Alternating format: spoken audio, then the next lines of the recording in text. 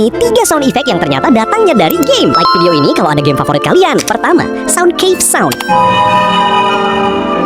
Ternyata berasal dari game Minecraft saat player berada di dalam cave. Kedua, suara iconic scream dari game Work at a Pizza Place di Roblox. Sound itu dibuat langsung oleh developernya sendiri dan akhirnya jadi meme sampai sekarang. Ketiga, suara yang paling legendary di Roblox ternyata berasal dari game tahun 2000 berjudul Messiah. Sound mana yang paling favorite buat kalian?